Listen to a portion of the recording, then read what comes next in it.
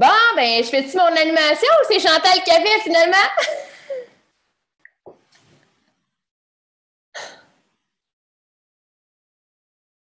Je veux bien, mais je sais pas c'était sur quoi. Je l'avais mis dans les commentaires, c'est la garde rapprochée.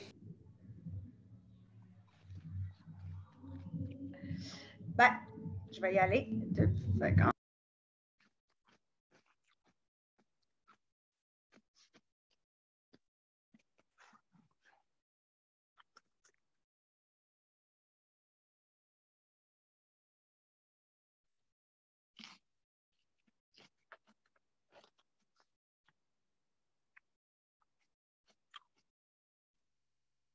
Bon, ben j'espère que ça va bien, tout le monde. Est-ce que vous m'entendez bien? Parfait, good, parce que je suis au gym présentement, il y a du bruit. On est lundi, on part la semaine en force. Quels sont nos objectifs de la semaine? Est-ce qu'on les a fixés?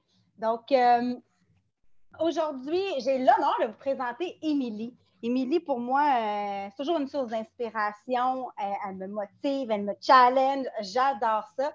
Et aujourd'hui, elle aimerait vous parler d'un sujet qui est l'entourage rapproché, le pouvoir de ceux qui sont à notre proximité. Fait que je pense que d'utiliser, on l'a déjà parlé de différentes façons côté relationnel, mais de vraiment en parler et de l'utiliser notre entourage pour l'emmener dans notre mouvement, dans notre folie de l'univers de nos ketones.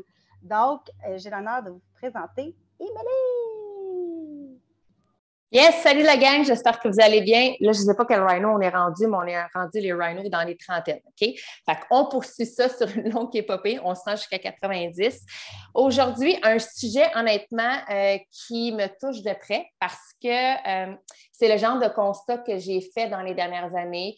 J'ai fait du ménage, j'ai fermer parfois certaines portes, laisser entrouvertes certaines portes, ouvert des grandes portes, mais bref, c'est pour ça que c'est un sujet qui me parle énormément. Puis c'est celui que je vous partage aujourd'hui, c'est la garde rapprochée. En fait, c'est les relations qu'on a autour de soi, celles qu'on a, en fait, parce qu'on vit tous avec une famille, donc elle nous est pas donné, mais en tout cas, on l'a choisi littéralement. On est dedans, on ne peut pas nécessairement s'en libérer parce que c'est notre DNA. On a ceux qu'on laisse entrer puis ceux qu'on laisse partir. Donc, avant de commencer, ce rhino-là, je t'invite à prendre une feuille, un crayon et d'écrire sur ta feuille le nom des 5 personnes les plus proches de toi actuellement dans ta vie. Les 5 personnes qui font partie littéralement de ton quotidien. Puis on ne s'entend pas les enfants, OK? Pas nos enfants. Ben, en fait, je réitère. Moi, mes enfants sont jeunes et vivent à la maison, donc je ne les mettrai pas sur mon bout de papier. Par contre, toi, si tes enfants sont grands et qu'ils font partie de ton quotidien, mais ils ne vivent plus à la maison, puis ça fait partie de ta garde rapprochée, tu peux le mettre sur ton bout de papier. Je vais juste faire la nuance entre les deux, là, parce que moi, mes enfants, on s'entend que c'est moi qui les ai voulus, OK? Puis ils font partie de mon quotidien parce qu'ils vivent à la maison. On s'entend? Donc, inscris ça sur ton bout de papier. Puis après, fais juste comme focusser sur ce que je vais te donner comme information. Puis ça va probablement faire du poids, du sens sur les 5 personnes que tu as inscrites sur ta feuille. Donc, nos relations interpersonnelles, gang, c'est ce qui nous définissent. On s'entend que depuis notre naissance, on est dans une famille X, Y, Z, colorée, avec différents individus, OK, qu'on n'a pas nécessairement choisi. OK, on va dire que là, dans le fait, on n'a pas choisi. Moi, je pense que oui, on a choisi d'arriver dans cette famille-là parce qu'on a littéralement du travail sur soi à faire et amener aussi ces gens-là à faire du travail sur eux. Mais pour la cause, on va laisser le spirituel de côté, puis on va s'en tenir aux faits. On a tout le monde ici abouti dans une famille dans laquelle on est lié par le sang. Jusque-là, tout le monde, ça va? Ça fait du sens? Good. On a également, dans nos relations interpersonnelles, des amis. Des gens qu'on a laissés entrer dans notre vie, on est entré dans la leur, c'est des gens qui font partie de notre entourage. Parfois, c'est des gens qu'on a connus dans notre quartier, à la garderie. Je regarde des fois, il y a des gens qui sont comme hey, « moi, c'est mon ami de garderie ». Il y en a d'autres que c'est à l'école, d'autres que c'est dans leur premier milieu de travail. Bref, On a vraiment des relations interpersonnelles qui se greffent autour de nous sur différents paliers de notre vie. Ce qu'il faut comprendre, c'est que les gens qui font partie de notre cercle ont littéralement une grande influence sur notre vie. Certaines personnes qui font partie de notre vie vont nous amener à nous propulser, à prendre du galon, à s'en aller vers nos objectifs de vie beaucoup plus rapidement, alors que d'autres, c'est une perte de temps. Là, je suis convaincue qu'il y en a qui, ici, juste là, dans l'immédiat, sont comme « Oh mon Dieu, tu viens de dire perte de temps. » Puis là, je viens d'avoir une personne dans mon entourage que quand je la côtoie, ben, on fait juste parler de nos anciennes brosses. Puis on prend de la bière. Ça, pour moi, ça fait partie du cercle perte de temps. Alors que là, tu dis, hey, des personnes que je côtoie qui me font avancer, hey, je viens de penser à une personne. Ça fait 6 mois, 1 an qu'elle fait partie de ma vie. Peut-être qu'elle est dans Proville. Puis littéralement, chaque fois que j'ai une communication avec elle, qu'on est en rencontre de groupe, qu'on se voit, littéralement, j'évolue en tant qu'individu. Regardez votre liste. OK? Prenez conscience de votre liste pendant que je fais qu'on fait ce petit rhino-là. Donc, ton identité, la personne que tu es, est basée sur tes relations. Heureusement, les relations évoluent. Les relations bougent. Intéressant, ça, hein? On n'est pas collé avec notre identité qui s'est forgée avec le temps de par notre milieu de naissance. Donc, vous l'avez probablement déjà entendu, mais nous sommes la somme des 5 personnes, plus ou moins, qui sont proches de nous. Regarde ta feuille. Les 5 noms que tu as mis sur ta feuille. Ça donne une moyenne de la personne que tu es. Comment tu penses, comment tu réagis. Tes rêves. Où est-ce que tu t'en vas? C'est la force, puis je vais dire le mot force, des 5 personnes qui t'entourent, qui t'amènent à être la personne que tu es actuellement. Ils t'influencent de très proche, de très près. Évidemment, je ne sais pas pour vous, là, mais moi, ce genre d'exercice-là, quand je l'ai fait la première fois, il y en a qui c'est la première fois qu'ils font cet exercice-là, de mettre 5 noms sur une feuille puis de réaliser que c'est la somme proche de la personne qui en est. OK. Je me remets dans ces chaussures-là quand j'ai fait cet exercice-là il y a à peu près 5 ans. Puis sur ma feuille, c'était des membres de ma famille, avec peut-être une amie très proche de moi. C'était ça qui était sur ma feuille. Puis quand tu réalises ça, tu dis OK, mais attends un peu, là. C'est peut-être pas nécessairement là que je veux m'en aller parce que les gens que j'ai mis sur ma feuille ne sont pas nécessairement le reflet de la vie que je veux vivre. Ne sont pas nécessairement le reflet de la personne émotionnelle que je veux aller, que je veux qui évolue, qui grandisse, les émotions, là, parce que moi, sur ma feuille, si je me réfère à ma feuille de 5 ans, j'avais beaucoup de gens émotifs sur ma feuille qui étaient plus ou moins en contrôle de leurs émotions. Et moi, ce n'est pas la personne que je veux être. Au contraire, moi, je veux que mon thermostat interne, il soit bien réglé, qu'il soit capable de bien gérer les situations externes pour ne pas laisser influencer mes émotions internes.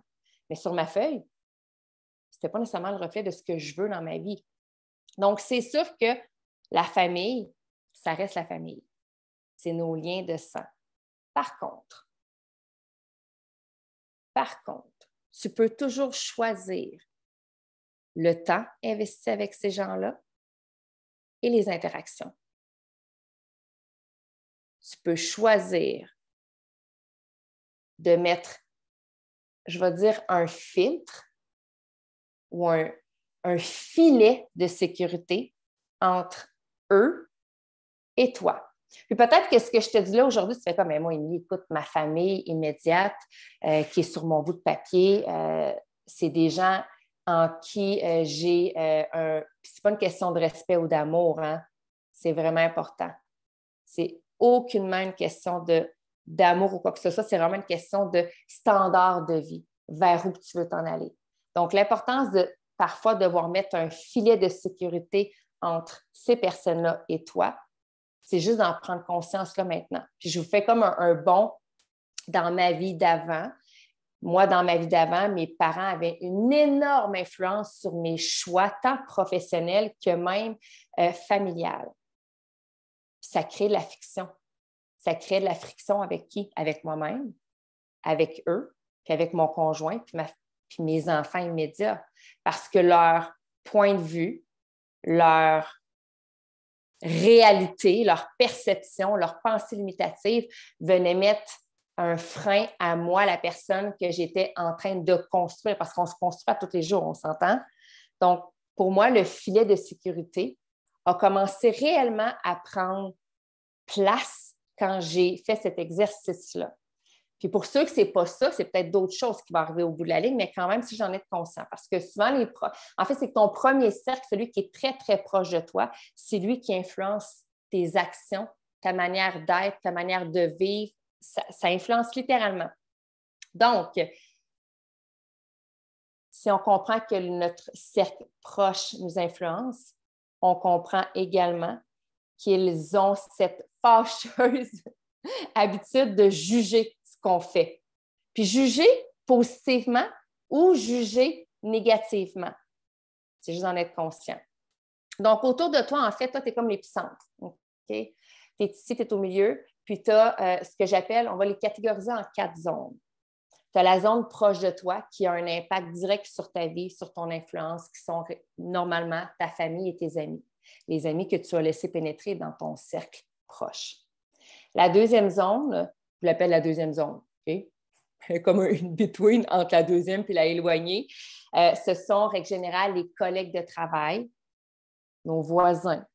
Peut-être la belle famille pour certains, parce que tu ne les côtoies pas aussi fréquemment que ta famille.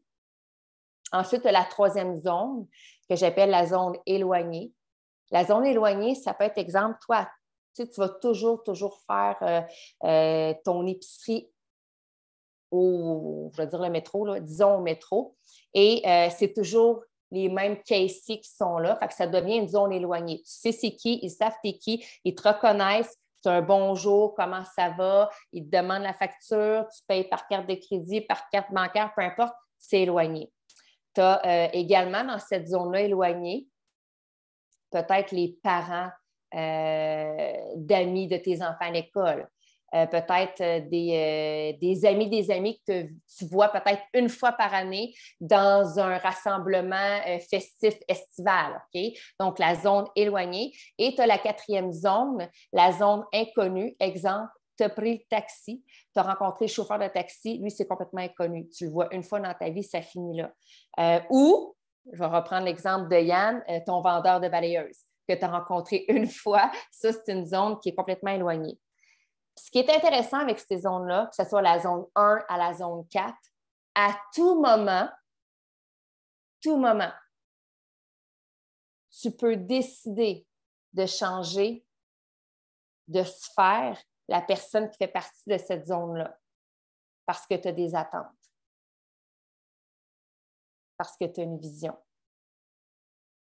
parce que tu as des standards. À tout moment, tu peux décider de changer un individu de zone parce qu'il rencontre, je vais te l'amener différemment, parce qu'il rencontre tes standards, parce que tu sais qu'il va t'élever en tant qu'être humain. C'est ça la beauté. Okay? Je reviens à la famille. La famille, on le sait, c'est un cercle proche. Par contre, je peux mettre un filet, OK? Pour ne plus qu'ils m'atteignent avec leurs standards, je vais dire médiocres. C'est cru ce que je dis là, mais c'est la réalité. Alors que la personne dans une zone éloignée, que tu as rencontrée une fois, elle t'a fait vibrer, elle t'a fait rêver. Ce qu'elle dégage comme individu, tu es comme « Oh my God, moi, c'est là que je veux m'en aller dans ma vie. » Bien maintenant, à toi de la déplacer de la zone éloignée à ta zone rapprochée. Parce qu'on sait que la zone rapprochée va influencer ta vie. Donc, la zone rapprochée, on s'entend pour se dire que c'est la plus importante. C'est celle qu'on devrait toujours avoir un œil, vraiment un focus sur ce qui est proche de nous. Pour moi, la zone rapprochée devrait être basée sur 4 points. Le premier, sur le succès professionnel que la personne qui a devant toi. Parce que c'est ta zone rapprochée. Parce qu'on est, puis là, je vous le ramène, parce qu'on est la somme des 5 personnes les plus proches de nous. Est-ce que tu te colles à 5 gens qui sont sur le bien-être social parce que toi, tu veux devenir entrepreneur? Ils vont être où les échanges professionnels? Ils vont être où les challenges mentaux pour t'amener à justement passer tes zones de confort alors qu'eux sont dans une zone de confort à recevoir leur chèque de BS? Il n'y en a pas, là. Il n'y a pas de stimuli au niveau de tout ce qui est l'appel professionnel. Donc, le premier point, regarde. Puis le succès professionnel, pour moi, ce n'est pas juste une question d'être entrepreneur. Là, on s'entend. On parle que c'est une personne qui réussit vraiment bien dans sa business. Mais du coup, j'ai envie de t'amener le parallèle qu'on est des entrepreneurs. Donc, colle-toi des entrepreneurs si tu veux développer une business sur les réseaux en ligne, peu importe en vrai. Si c'est ça ton objectif avec Provit, de développer une entreprise en ligne, colle-toi des entrepreneurs. Okay? Pour qu'il y ait la mentalité de l'entrepreneur et non pas la mentalité de l'employé. Puis, tu sais, je fais ça comme ça, mais c'est parce que c'est différent. OK? C'est les deux sur le même niveau, c'est 2 mentalités différentes. Là. Mais toi, tu veux une mentalité d'entrepreneur, tu veux pas une mentalité d'employé. On s'entend? Le deuxième, son mode de vie. La personne que tu laisses rentrer proche de toi. Est-ce que le reflet de sa vie, c'est son hygiène de vie fait du sens avec ce que toi, tu veux? Tu sais, toi, tu vas être une personne qui prend soin d'elle, mange bien, bouge son popotin. Est-ce que tu vas te coller à une personne qui, en dehors de son travail, est une épave sur le divan, puis mange du McDo 4 fois par semaine? Puis elle est collée sur toi, là. Ça devient... Parce que les personnes, les 5 plus proches de toi, doivent devenir ta référence. Ils doivent te botter le derrière à toi, te botter le derrière. Troisième point. Côté spiritualité, pour moi, c'est spiritualité / développement personnel. Est-ce que c'est une personne qui travaille sur elle? Est-ce qu'elle ouvre ses horizons? Est-ce qu'elle est connectée à tout ce qui se passe autour d'elle ou est groundée sur son nombril puis sur son côté défaitiste victime? 5 personnes les plus proches de toi. C'est ceux-là que tu veux, des gens qui sont ouverts sur le développement, sur la spiritualité. Et le quatrième, je te dirais son langage interne, son thermostat interne, son expérience émotionnelle. Est-ce que c'est une personne qui se gère? En dedans. Est-ce qu'elle est réfléchie ou au contraire, c'est toujours ses émotions qui parlent? C'est correct de parler avec les émotions quand on est dans la joie, dans le bonheur, dans le rire, dans le plaisir.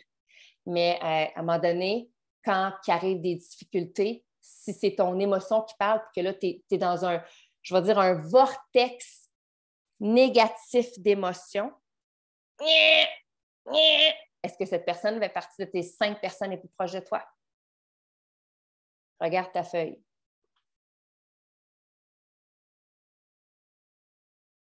Les 5 noms que tu as mis. Est-ce qu'ils sont en cohérence avec ce que tu veux dans la vie? Si oui, ta sphère rapprochée, garde-la. Sinon, réfléchis à avoir une sphère rapprochée qui va t'amener, toi, à t'élever. Pourquoi? Parce que tu veux changer ta vie.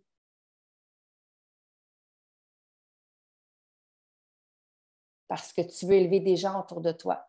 Puis pour élever des gens autour de toi, il faut que toi, tu commences par t'élever. Tu sais, l'exemple, là, je n'ai pas de couverte devant moi, mais vous l'avez probablement déjà. OK, j'ai un mouchoir. Regardez bien ça. OK? Si toi, tu es l'épicentre de toutes ces sphères-là autour de toi et que toi, ta garde rapprochée, là, elle t'élève parce que vous avez les mêmes standards, les mêmes visions, le même... OK? Vous vous élevez, puis toi, tu t'élèves. Qu'est-ce qui se passe autour de toi? Tu élèves les gens autour de toi. Mais pour t'élever, toi, il faut que tu prennes soin de toi. Tu es la personne la plus importante, tu es l'épicentre. Puis heureusement, si tu as besoin de ressources, tu peux les choisir, tes ressources. Les personnes qui font partie de ta garde rapprochée. Puis je le rappelle, hein, Ça n'a rien à voir avec l'amour. C'est juste qu'il faut que tu te protèges en tant que personne si tu veux t'élever dans ce milieu-là. L'influence négative, il y en a partout. Puis, tu sais, ça fait juste t'amener vers en bas. Donc, au final, c'est de te coller au succès. Puis du coup, du moment que tu es collé au succès, le succès va naître en toi. Ça a l'air drôle un peu à dire comme ça, là, mais tu deviendras toi également le succès. Les plus grands leaders visionnaires s'entourent d'un cercle proche de gens qui ont les mêmes passions et intérêts. Puis la bonne nouvelle, bien, ici ensemble, c'est ça qu'on fait. C'est ça qu'on fait. Si une garde rapprochée, ce n'est pas nécessairement d'avoir quelqu'un collé sur toi qui vit dans la même maison. Ce n'est pas nécessairement quelqu'un que tu vois à toutes les semaines pour un repas. C'est une garde rapprochée, c'est des gens avec qui tu communiques fréquemment, régulièrement. Puis ça peut être par le biais d'un téléphone, d'un texto, d'une rencontre virtuelle ou d'une rencontre en vrai. C'est ça, une garde rapprochée. Puis pour que ça arrive, pour que ta garde rapprochée soit le reflet de la vie que tu veux, il faut que tu sois prêt à accepter que ton cercle d'amis change. Il faut être prêt à l'accepter. Je vous donne un autre exemple. Il y a bien des gens que je côtoie dans la vie qui sont rendus à mon âge avec des enfants, qui côtoient encore beaucoup des amis du secondaire. Moi, si je fais un bond sur mes amis de secondaire, on buvait, on fumait, on allait dans les parties. Bref, on avait du fun. Il y a vraiment eu du fun au secondaire, là, OK? Puis là, rendu au cégep université, c'est des gens qui font un train de vie majoritairement dodo, boulot, travail. Dodo, boulot, boulot, travail, ça me faire, là. Mais vous comprenez, ils ont un rythme de vie que finalement, moi, c'est pas ça que je veux. Moi, je veux pas être dans un corps, dans une boîte carrée, être obligée de rentrer à 8 heures, finir à 5 heures, 4 semaines par année de vacances, les enfants, une fois par année, on s'en va dans le sud. En dehors de ça, je suis sur le pilote automatique parce que tout le monde a des activités familiales. Mon chum fait ses trucs avec ses chums, moi, je fais mes trucs avec mes chums. On est chacun, genre, un peu compartimenté dans notre vie. Ça, pour moi, mes amis du secondaire, qui sont restés des amis du secondaire, mais qui ne font pas partie de ma garde rapprochée, c'est pas c'est pas ça que je veux. Puis non seulement c'est pas ça que je veux, mais quand on se réunit une fois par année, je dis amis du secondaire, mais c'est plus mes amis de la gym, bien, c'est encore là les mêmes discussions de d'antan, dans lesquelles il n'y a pas d'éveil sur l'avenir, il n'y a pas de rêve sur l'avenir. Ça parle des bobos, des enfants qui mordent, puis, vous comprenez?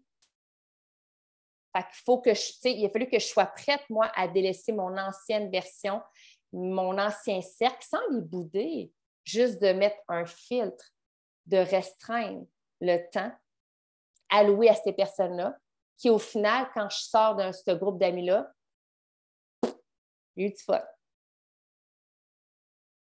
Il y a eu du fun. C'est divertissant. C'est divertissant. Okay? Pour être divertissant, ça l'est. Mais est-ce que moi, ça rencontre les standards où est-ce que je veux m'en aller pour élever ma conscience et les discussions qui m'amènent à être plus grande, plus puissante, plus ouverte sur le monde? La réponse, c'est non. C'est correct, je l'accepte. Donc, la question que je te pose, est-ce que tu es prêt à changer de cercle d'amis, ta garde rapprochée, pour trouver des nouvelles relations qui vont faire en sorte que tu ne te sentiras pas plafonné. Au contraire, tu vas briser des plateaux puis t'ouvrir à de nouvelles perspectives. Encore là, quand tu ouvres à de nouvelles perspectives et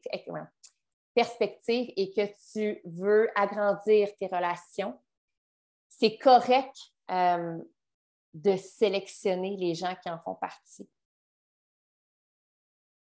Premièrement, est-ce que c'est des gens qui sont positifs, ceux que tu laisses entrer dans ta vie? Tellement important.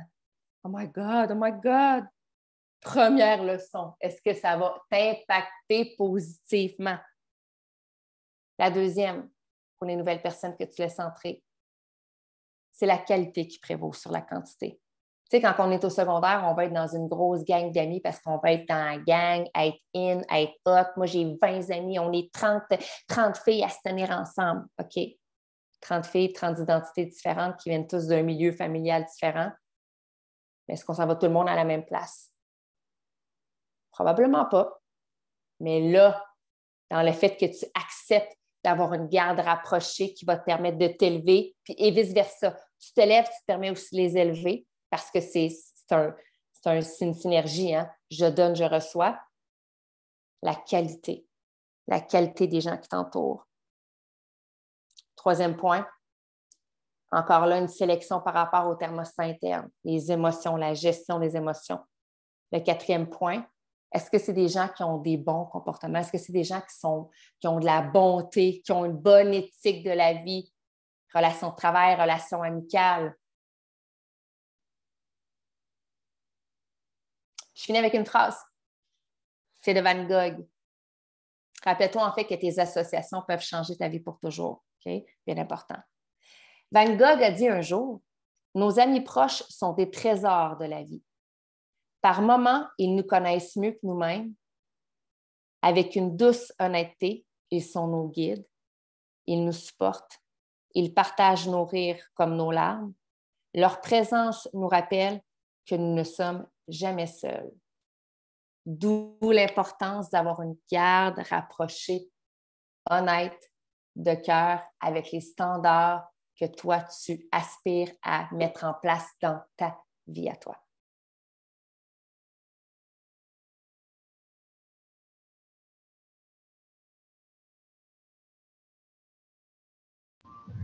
J'adore. Merci, Émilie. C'est toujours intéressant de refaire l'exercice parce que notre entourage, c'est quelque chose de vivant.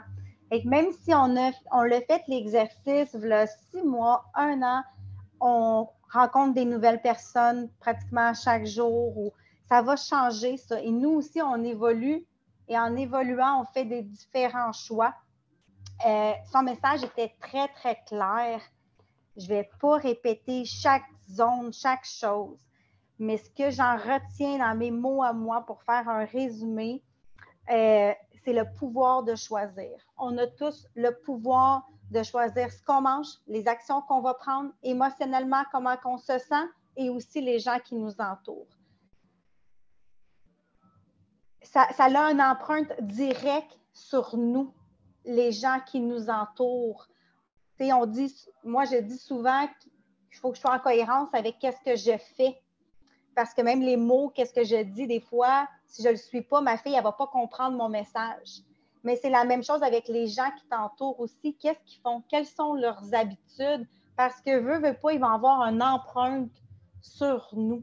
Alors, c'est super important de se donner aussi la latitude de changer les personnes de zone. Et encore là, ici, ça s'appelle protéger sa forteresse qui est nous-mêmes. Ça n'a rien à voir avec l'amour. Tu peux aimer vraiment tes parents, ton frère, ta soeur, tes enfants qui sont plus vieux, mais pour ton bien à toi, comme elle dit, c'est de te mettre une autoprotection. Ça ne veut pas dire de ne plus les voir, de les radier de ta vie, mais c'est de mettre ta limite par rapport à toi pour vraiment protéger ton fort. Qui tu vas laisser rentrer là-dedans? Est-ce qu'ils vont rentrer avec une mitraillette puis tuer toutes tes énergies positives? Ou tu vas mettre tes barrières puis tu vas dire non, c'est moi qui la défends, c'est ma forteresse à moi. Parce que je suis toujours en contrôle. Je suis née en une personne et j'ai le contrôle, le plein pouvoir sur moi-même. Et de le mesurer par justement leur mode de vie. C'est pas pour catégoriser, mais c'est vrai que plus que tu tiens avec du monde positif, ben il y a des fortes chances que tu aies moins de discussions négatives. Hein? Mais si tu tiens avec des gens qui n'ont pas d'ambition, qu'eux autres veulent chiller, puis qui sont plus dans une spirale toujours négative, c'est normal que tu aies des pensées plus négatives ou que tu veux être moins dans l'action parce que c'est ça qui t'attire. Ils vont avoir l'empreinte sur toi. Donc, juste d'être vraiment conscient de notre entourage, c'est primordial pour notre bien-être à nous. je voudrais ajouter que c'est ça, nous, on est influencés par les gens alentour de nous, puis se dégager du jugement de notre entourage aussi. Hein? Vous avez le droit d'entendre. C'est une phrase que je répète maintenant quotidiennement. Je t'entends, mais tu n'es pas obligé d'être d'accord. Et le fait de dire à la personne « j'entends », il se sent compris, la personne se sent comprise, mais tu n'es pas obligé d'adhérer à ce qu'elle dit. On est tous uniques, on a tous le droit à notre opinion, à nos façons de penser. Fait que si c'est quelqu'un qui est près de nous, moi, je le dis fréquemment. Je t'entends, mais voilà. Et de savoir aussi, je crois, pardonner.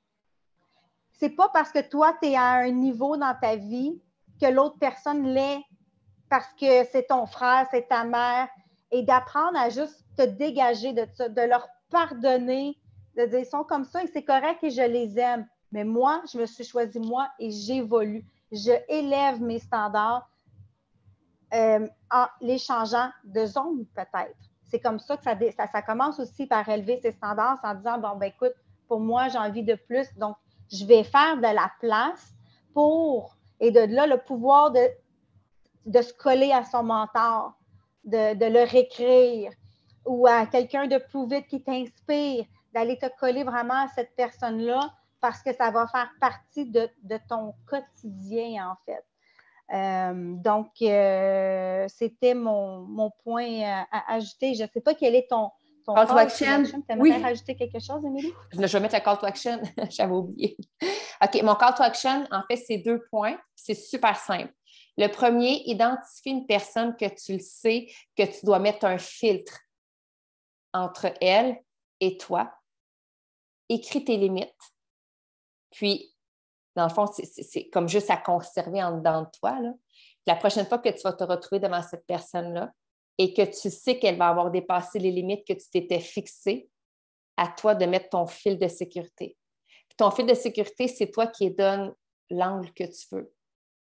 Est-ce que tu lui mentionnes? Moi, c'est ce que j'ai fait avec mes parents. J'ai mis un fil de sécurité et j'ai mentionné que dorénavant, ils n'avaient plus le droit de dépasser certaines limites sur certains sujets. Je l'ai mentionné. Est-ce qu'il y en a pour qui ça va être juste de comme acquiescer? Oui, je comprends. Et de ne pas embarquer, puis de clore la discussion, changer de sujet, quitter la pièce, peu importe. OK? Fait que ton fil de sécurité, c'est juste d'être conscient qu'actuellement, cette personne-là t'amène dans un vortex négatif, puis de poser un fil de sécurité de toi, là. OK? C'est toi qui le poses, ton fil. Lui, il ne sait pas, là, à moins que tu lui dises. Mais c'est pour toi, premièrement. Le deuxième, à l'inverse, parce qu'on veut finir ça sur une note positive aussi. Puis c'est une note positive aussi, le fil de sécurité, on s'entend, là, okay, tu te permets, toi, de grandir et d'évoluer puis de te protéger. Le deuxième, sur ta feuille, si tu n'as pas de nom encore sur ta feuille, tu as assurément une personne qui influence grandement ta vie, de proche ou de loin.